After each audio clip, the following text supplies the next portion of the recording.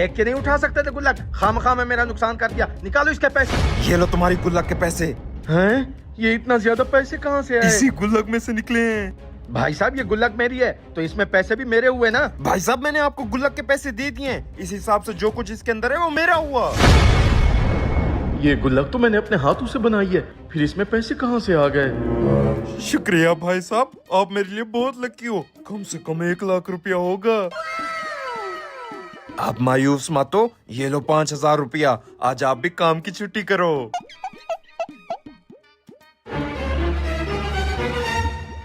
इतने सारे पैसे, लगता है आपकी कोई लॉटरी लगी है। लॉटरी समझो, पीछे मैंने एक गुल्लक लिए, उसमें से ये सारे पैसे निकले हैं। गुल्लक में से निकले हैं? मजाक अच्छा कर लेते हो। मजाक नहीं है, सच है, जाकर तुम खुद देख लो। अच्छा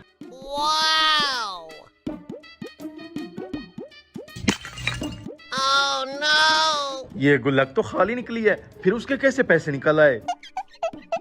भाई साहब, मुझे भी एक ऐसी गुल्लक चाहिए जिसमें से पैसे निकलते हैं। इसको किसने बता दिया? जो कुछ भी है तुम्हारे सामने है, जो दिल करे उठा लो। एक गुल्लक की कीमत 100 रुपया है। ये वाली गुल्लक चाहिए। दिखाओ। हाँ ठीक है, निकालो 100 रुपया। ये पकड़े अपना 100 रुपया, यहीं पर ही फोड़ देता हूँ। वो मेरे भी पैसे निकल आए। भाई साहब, आपकी गुल्लक तो कमाल की है। आखिर ये हो क्या रहा है? अभी तो मैंने चेक किया था, गुल्लक बिल्कुल खाली थी, फिर इसमें पैसे कैसे आ सकते हैं? भाई साहब, ये पकड़े 1000 रुपया इनाम। पूरे इलाके में जाकर आपकी पब्लिसिटी करता हूँ।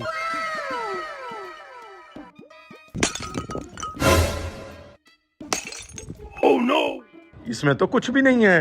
भाई साहब, एक गुल्लक मुझे भी दें। ये लो पैसे।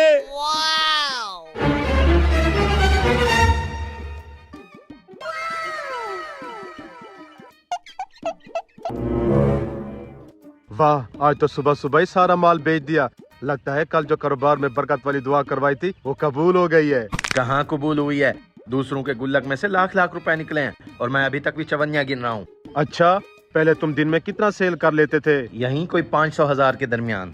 और आज कितने की? आज तो 10,000 रुपए की सेल की है और 30,000 रुपया इनाम में मिला है। जब तुम 500 की सेल करते थे तब भी खुश नहीं थे, और आज तुमने 40,000 रुपए की सेल की है, आज भी खुश नहीं हो। पता है क्यों?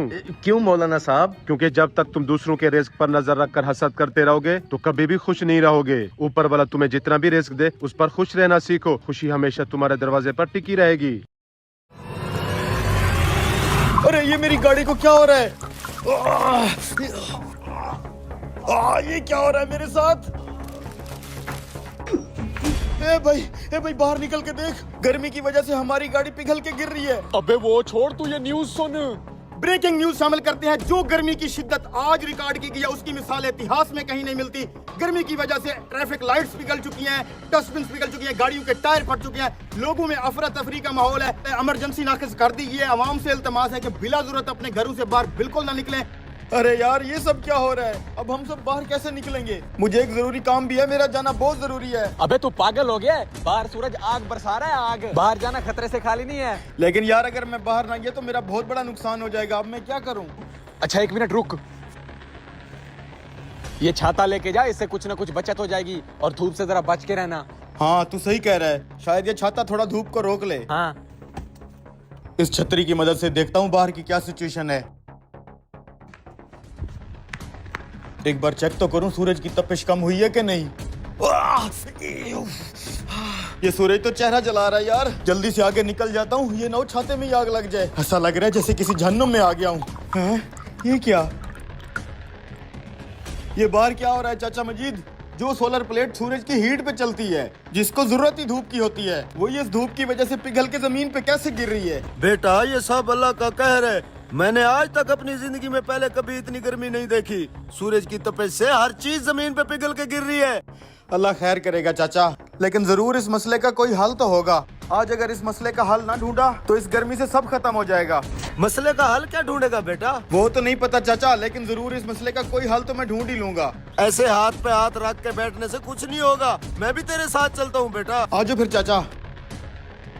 भाई ये अचानक इतनी गर्मी कहाँ से आ गया? मैंने सुबह से ट्यूबवेल चलाया हुआ है, खेतों में पानी जाने से पहले भाप बन के उठ जाता है। भाई तुम दरख्तों के नीचे खड़े हो, तुम्हें नहीं पता बाहर धूप में हालात बहुत खराब हैं। हर लोहे की चीज, प्लास्टिक की चीज पिघल के जमीन पे गिर रही है। ऐसा लग रहा है जैसे आग बरस रही हो। अब इस मसले के हल के लिए मौलाना साहब के पास चलते हैं। छाते के नीचे आओ, मस्जिद में चलते हैं।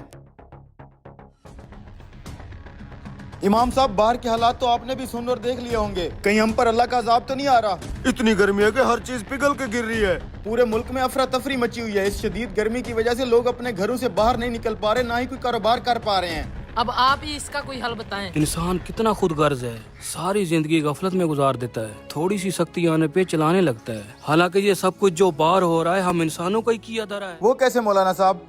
हर साल हम इंसान चंद पैसों की खातर लाखों दरख्त काट देते हैं। तुम्हें पता है एक दरख्त कितनी ठंडक रखता है? जैसे फिजा में तो एयर कंडीशन ऐसी चल रहे हो, वो भी फ्री में, बगैर बिजली के। ये है मेरी अल्लाह की कुदरत। इसका मतलब है मौलाना साहब, ये जो इतनी गर्मी हो रही है दरख्तों की कमी की वजह से हो रही है। लेकिन इस मसले का अब क्या करेंगे मौलाना साहब? हम बाहर कैसे निकलेंगे? इस मसले का एक ही हल है, जल्द से जल्द जितने भी दरख्त लगाओगे उतना ही जल्दी ये गर्मी कम होगी। मौलाना साहब, हम अपने हिस्से का दरख्त तो लगा लें, लेकिन हम लोगों से कैसे लगवाएंगे? बेटा तुम अपने हिस्से का दरख्त लगाओ, बाकी सब लोग भी जरूर लगाएंगे। बात तो ठीक है भाइयों, अब भी अगर हम दरख्तों को काटते रहेंगे तो ये दुनिया इधर ही जहन्नम बन जाएगी। दोस्तों, जब आखिरी दरख्त कट जाएगा, आखिरी मछली पकड़ी जाएगी और दरिया आलूद हो जाएंगे, तब हमें एहसास होगा कि करेंसी नोट ना खाए जा सकते हैं और ना ही पिए। दरख्त लगाना सिर्फ नेकी ही नहीं, हमारी आने वाली नस्लों का हक है। आए आज मिलके एक दरख्त लगाएं और कल का बेहतर पाकिस्तान बनाएं।